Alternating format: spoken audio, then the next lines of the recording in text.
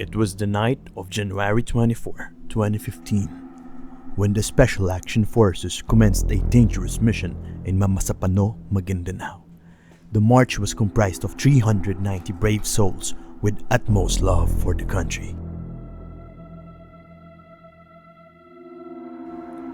The mission was to kill or capture two of the most wanted FBI terrorists hiding in our soils of Mamasapano, Maguindanao: Abdul Basit Usman and Marwan.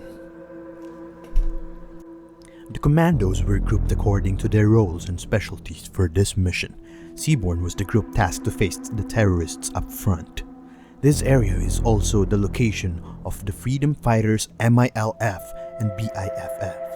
Through the years, the Philippine government had peace negotiations with the MILF, but the government chose not to inform the MILF regarding this mission due to the nature of its confidentiality. It was 11 p.m. when the troops of Seaborne approaches the location of the terrorists on foot, and the mission has fully commenced. 41 Seaborne troops sneaked their way into the enemy territory, and after several hours of vigorous travel into the dangerous fields, they have reached the target's location.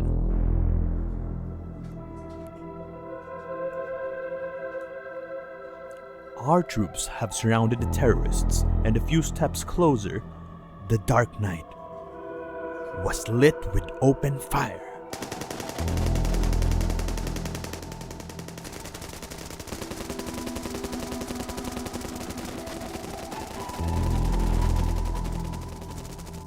The sound of the gunfire echoed in the night, startled rebel groups around the area. The BIFF and the MILF and other private armed groups marched their way inside the area of conflict.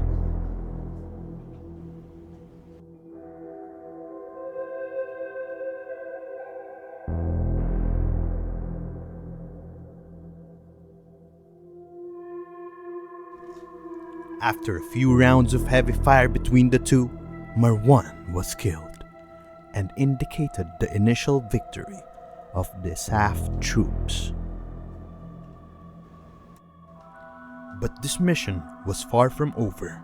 By the time they have accomplished the mission of killing Marwan and is about to leave said area, they were already surrounded by the local rebel groups.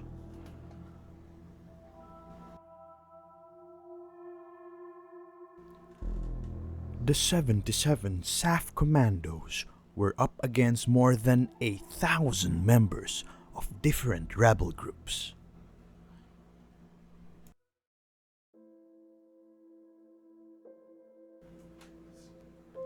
The helpless commandos received heavy fire from the rebel groups, exclaimed for backup, but there was none.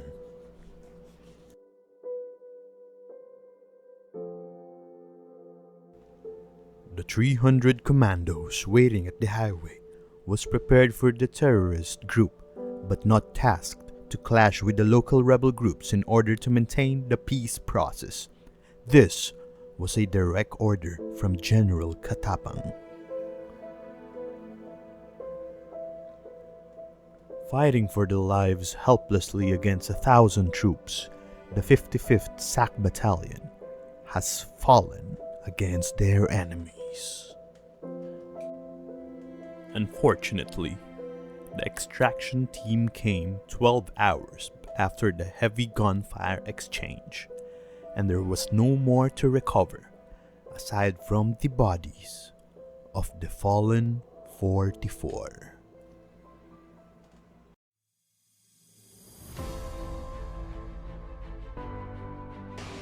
I am Police Executive Master Sergeant Sandino Yabut Rodriguez, a former member of PNP SAC Class 02-93, way back 1993.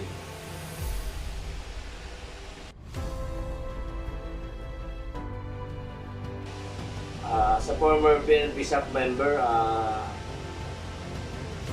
na-destino po ako sa unang-una sa Basilan noong 1994, early 1994. And then after Basilan, sa naman sa Cotabato noong November. Then noong December 1994, papunta ng 1995, nag-erupt yung labanan ng MILF and Philippine Army sa Maritobog, Maritagao sa may Sultan Kudarat at saka sa somewhere in Panay Island sa Mindanao. So pinadala kami doon as a troop dahil nga ang insurgency nasa PNP pa that time. So pinadala doon yung isang batalyon ng PNP sa kami ngayon, First Special Action Battalion. May mga clippings po tayo yan na nagpapatotoo sa nangyari na yon.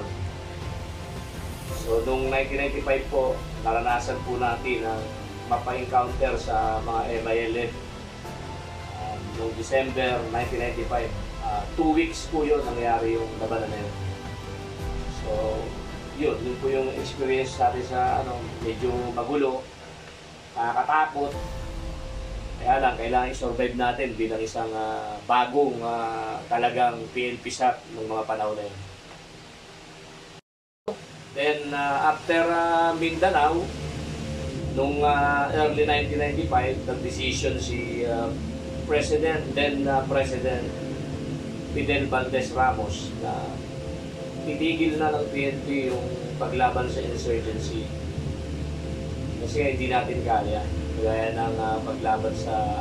So, binakit namin yung area at dinala naman kami sa Negros Island. Sa Negros Island, medyo NPA naman ang mga nakalaban natin. Napa-encounter din tayo sa mga NPA noong 1995 at saka noong 1996. Sa NPA, madali lang ang labanan, minuto lang. Hindi nga abot ng oras, hindi kagaya sa MILF, 2 weeks ang labanan natin. Yan ang mga experience ko sa SAP nung nasa SAP ako.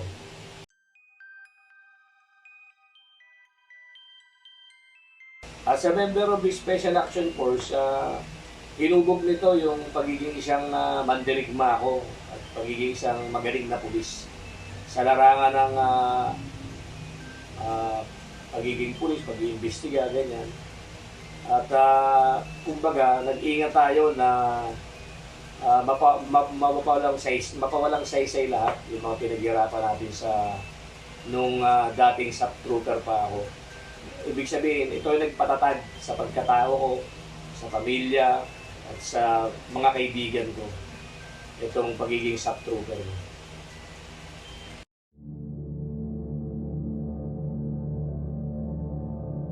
Nung 2015, sa tingin ko lang, nung nangyari yung mamasapano, nung 2015, sa tingin ko lapses na mga officers yun. Kasi, yung mga tao, nag-operate ng maayos eh. Kumbaga, ginawa nila yung part nila. Ang problema, hindi ginawa ng mga opisyal yung part nila bilang isang opisyal. Kasi, hindi naman kikilos ang isang tropa kung hindi mo inutusan ng tama. Tama yung ginawa. Ang problema, naging mali, bandang huli. Kasi nga, maraming mga pumipressure sa taas na mali naman. Kaya, ganoon ang nangyari. Kasi alam mo, yung mamasapano na yan, yung si Marwan, may kasi yan, may pondo yan eh. Yun ang pinag-aawain nila ng mga panahon na yun. So, ang nangyari, nasakripisyo tuloy yung buhay ng mga SAP trooper na ginawa lang naman ng tama at nararapat. Kita mo, yung naging yung kumbaga, nagawa nga nila yung operation na yun, talagang the best operation. Nakuha nila yung target eh. Ang problema, yung pag-extricate. Ayun nga, nagka-problema. Kasi nga, yung mga general may mga iniingatan at pati yung presidente natin. May iniingatan silang hindi natin alam kung ano yun. Na mali. Napakamali. Hindi dapat nangyari yun sa mga sublugar niya. Mali yun. So, dun nga sa nangyari, the strategic planning was not considered and ignored all the factors to achieve their desired objectives. Kahit yung mga ibang officers nga, based dun sa documentary na napanood ko, ay hindi sila aware sa situation ng mga troopers na naandoon sa area where they need to neutralize the high valued officers. Although meron silang nakuha na neutralize, and eventually they got killed. So the second one is to clear control on command. Bakit important nga ba yung clear and control on command? Siyempre importante ito since when taking control of an objective during this that time na kailangan i-neutralize yung mga terrorists na yun, clarity is the important part on taking clear control and command. Siyempre, to help prevent confusions and risk of communications sa mga troopers. Kasi, yun nga, based dun sa documentary ulit na napanood ko, nung time na naglalaban na yung mga soldiers dun sa frontline, yung mga ibang naiwan, almost 300 ata yun. Yung mga naiwan na yun ay nakita ng mga dumating na backup na sundalo, yung army, yung mga ibang staff officers doon ay nakaupo na lang sa kalsada, parang wala silang kaalam-alam sa nangyayari. So, by that time, parang an hour ata or 2 hours yung travel time para makarating doon sa destination ng SAF 44 na lumalaban doon sa mga terrorists. By that time na nakarating sila, parang around 5 a.m. na ata nangyari yun. And wala na sila naabutan except sa isa, may nabuhay lang na isa. So moving on sa strategic planning naman, syempre it is a crucial part din para sa mga officers who have the power to command should conduct strategic planning before executing a special operations like this. They should syempre consider all the potential danger or challenges na pwede mangyari sa mga bata nila para ma-prevent lang tong incident na nangyari ulit sa future. Wala kasing adequate clear planning na nangyari. Parang time na inutusan lang sila ng United States of America na kunin yung most wanted na terrorists sa list nila internationally. So, parang pinadeploy lang nila kagad yung mga troopers doon, and then ayun, nagsisiyan sila yung mga higher in command than the President Benigno Aquino III itself, the late President Benigno Aquino. So ayun lang naman, in conclusion, officers should implement a wise strategy, especially it is an essential part to minimize all the risk and prioritize the risk of the unit being deployed. Ayun. Thank you. Mamasapan clash or massacre is a disaster that dismayed the Philippines due to its sudden and political relevance. It killed 44 Filipino soldiers that affected the Philippines at large in many aspects, especially psychologically. Families and communities were disappointed and furious by the news. Killings were unjustified, government was blamed, people grieved. Here, I'm going to discuss the impact of the Mama Sapano clash to the mental well-being of society. Experiencing the death of a loved one is truly depressing and stressful, especially when it is not expected, such as what happened to the Sa 44 disaster. According to Cellier et al. 2020, death of a spouse is one of the stressful deaths that one can experience, which increases the risk for several mental and physical health problems. Victims of the Mama Sapano clash left their families, mostly their spouses and children, on a snap. Mental Health America 2024 stated that major loss of a spouse can cause depression, anxiety attacks, self-harm, and even suicide can occur. It is truly a major adjustment to cope with the death of a loved one, especially the death of a romantic partner. In the context of how Mama Sapano clash impact the society at large, Amil et al. 2024 conducted a study where they explored the conditions and aftermath of affected communities after the Mama Sapano clash. The study revealed that due to the Mama Sapano clash, the affected individuals had a hard time returning home after being evacuated because they are afraid that another clash might happen to them again, since military and police still surround their houses. In addition, they are in constant worry because there is no assurance and peace of mind given to them. It was also reported that some families ended up broken due to the Mama Sapano clash, and they usually experience hunger and sickness since the assistance provided to them is just minimal and temporary. And they are also deprived of basic needs such as clean water, foods, and security.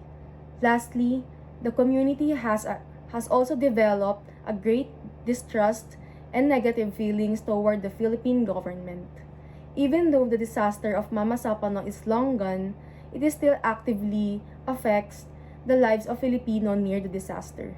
It leaves a long-lasting scar and life-turning scar to the people who are left behind after the Mama Sapano clash, which is physically, emotionally, and mentally concerning for the whole community. Mama Sapano clash is a man-made disaster that has military relevance.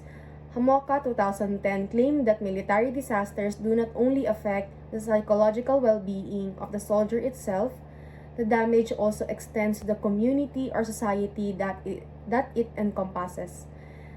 This kind of disaster is said to cause fear, shock, horror, and revulsion in a society. However, those reactions are still normal response to a military disaster like Mama Sapano clash.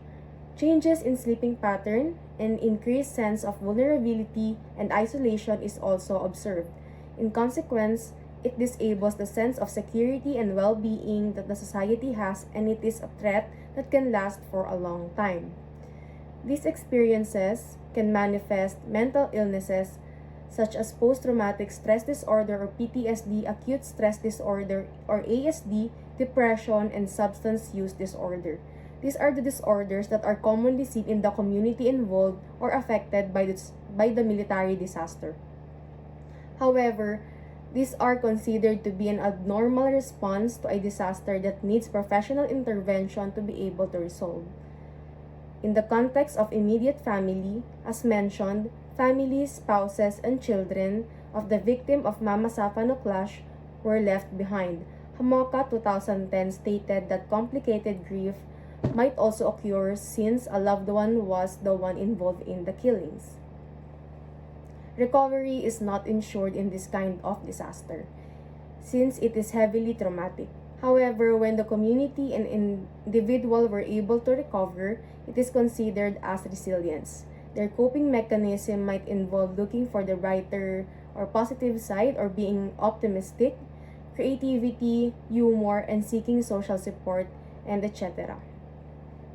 Evidently, there were several physical and psychological disruptions when disaster was experienced. Changes occur internally and externally. Society and family were given no choice but to grieve and experience hardships from the Mama Sapano disasters.